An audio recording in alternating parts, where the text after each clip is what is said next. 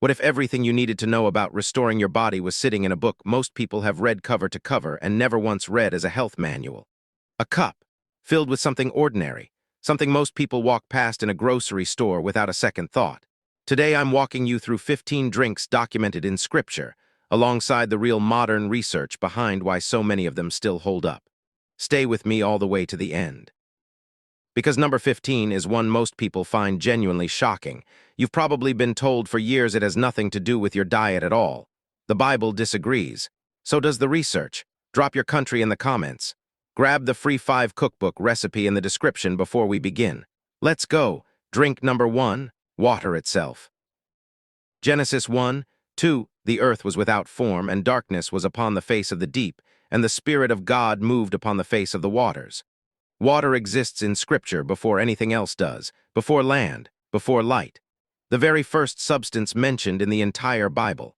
In ancient Israel, water carried a weight that's difficult to imagine in a world with taps and bottles. Wells weren't just functional. They were community gathering points, places of negotiation, even places where marriages were arranged. Offering water to a stranger was considered sacred hospitality, not a courtesy.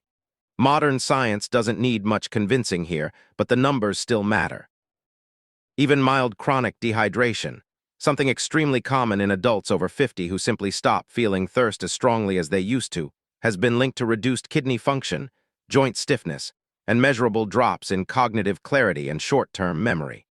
The biblical world made water more palatable the same way people still do today, a squeeze of citrus, a spoon of honey herbs steeped overnight. Cucumber and mint, both named separately in Scripture, combine into something genuinely refreshing left in a jug overnight. 8 glasses a day remains the baseline most research still supports, though your actual need shifts with activity, climate, and body size. Drink number 2, goat's milk. Exodus 3:8, I have come down to deliver them out of the hand of the Egyptians, and to bring them up out of that land unto a good land, a land flowing with milk and honey. That phrase appears more than 20 times across Scripture, and it's worth slowing down on a detail most readers skip past entirely. The milk being described almost certainly wasn't cow's milk. In the climate of ancient Palestine, fresh milk thickened and soured within hours, turning naturally into something closer to yogurt or curds, and the milk itself came predominantly from goats and sheep, animals far better suited to the terrain than cattle. This matters more than it might seem. Goat's milk has a fundamentally different fat and protein structure than cow's milk, smaller fat globules, a different casein profile, which makes it considerably easier to digest for many people.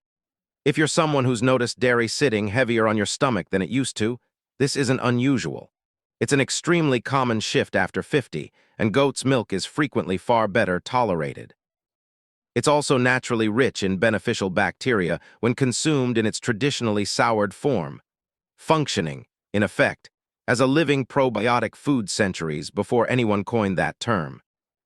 Drink number 3, raw honey dissolved in warm water. Proverbs 24:13, my son, eat thou honey because it is good.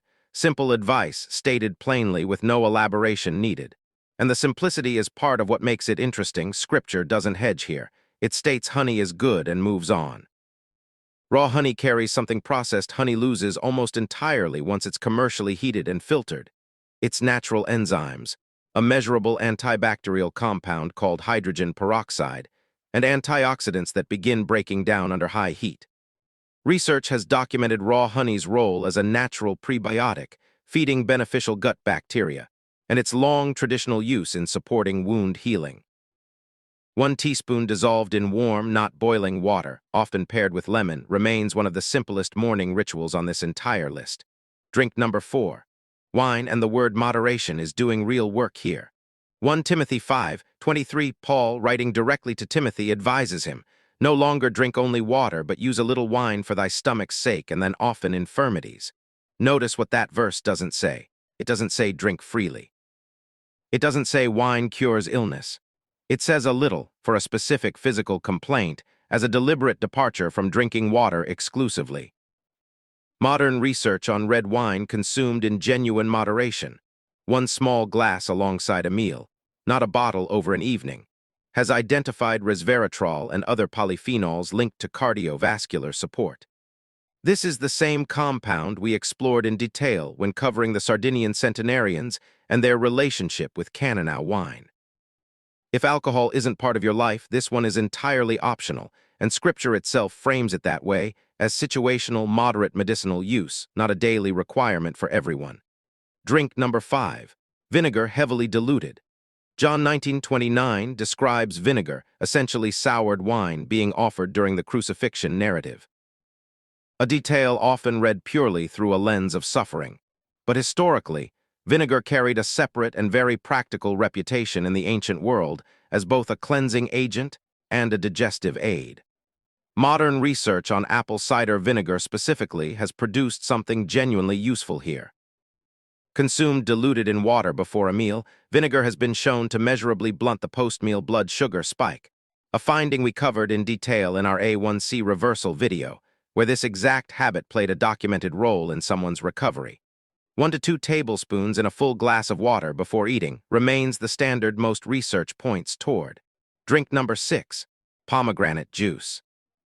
Deuteronomy 8 names pomegranates among the 7 foods marking the abundance of the Promised Land, a list that also includes wheat, barley, vines, fig trees, olive oil, and honey.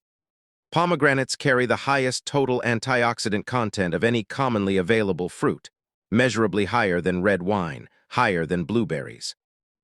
Clinical research has documented something striking specifically around arterial health, with regular pomegranate consumption linked to measurable reductions in arterial plaque buildup over time. A small glass of genuinely unsweetened juice, or simply the seeds eaten whole, delivers this without any processing required at all.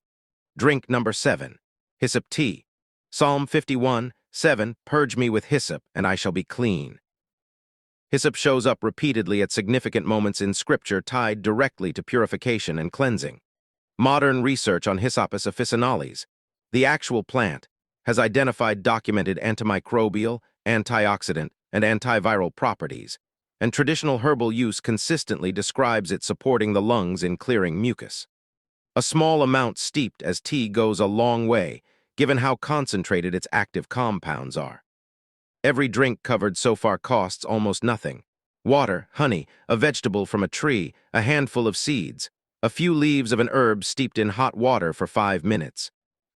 And every single one of them has been quietly, systematically replaced by something manufactured, branded, and sold at an enormous markup. Energy drinks loaded with synthetic caffeine and refined sugar, marketed specifically toward people who feel tired without ever asking why. Electrolyte powders charging premium prices for sodium and potassium that a pinch of salt and a banana already provide in full. Detox teas promising results that a glass of warm lemon water has quietly delivered for thousands of years. This isn't a claim that every modern product is worthless. It's an observation worth sitting with. The ancient world's answer to most of what your body actually needs was almost always simpler, cheaper, and sitting far closer to hand than the modern marketplace wants you to believe. If breakdowns like this matter to you, subscribe. We do this every single week.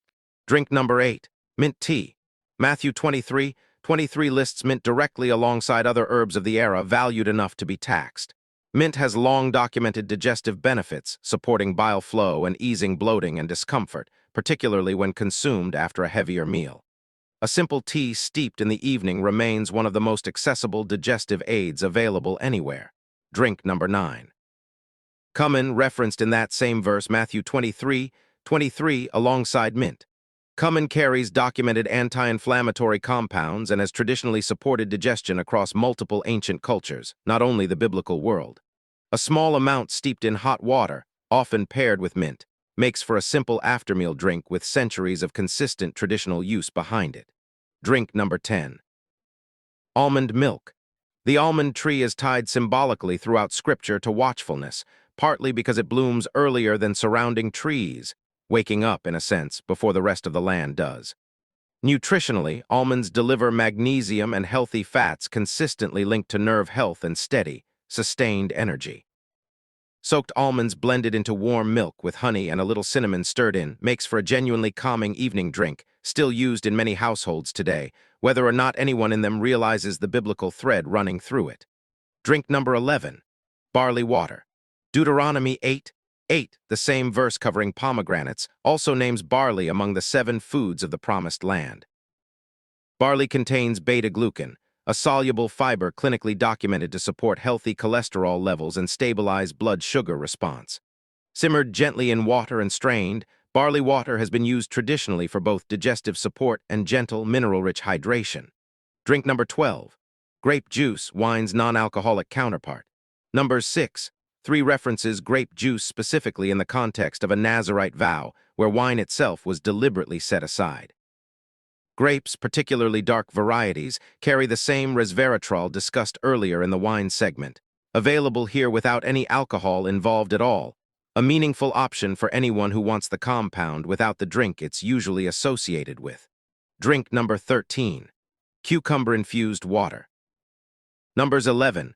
5 has the Israelites in the wilderness specifically recalling cucumbers from Egypt with genuine longing, a small, human detail in the middle of a much larger story. Cucumber is over 95% water, making it one of the most hydrating foods available anywhere, and it carries small but meaningful amounts of vitamin K and antioxidants. Sliced into a jug overnight, it's a simple way to make daily hydration feel less like a chore. Drink number 14. Fig-infused water.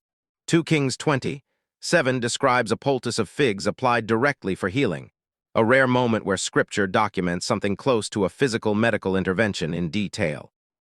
Figs deliver potassium and fiber, and soaking dried figs in water overnight creates a naturally sweet, mineral-rich drink without a single grain of added sugar. And here it is, number 15, the one I promised you at the start, living water. John 4:10, Jesus said unto her, If thou knewest the gift of God, and who it is that saith to thee, Give me to drink, thou wouldest have asked of him, and he would have given thee living water. This is the one most people dismiss immediately, because it doesn't come with a recipe. There's no jug to fill, no leaves to steep, nothing physical to drink at all.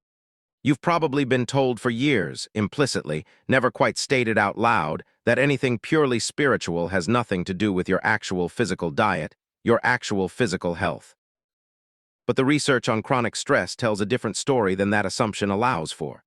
Sustained cortisol elevation, the kind driven by anxiety, isolation, unresolved grief, a mind that never finds rest, has been linked directly to elevated inflammation, disrupted sleep, and measurable damage to the same cardiovascular and digestive systems every other drink on this list was working to support.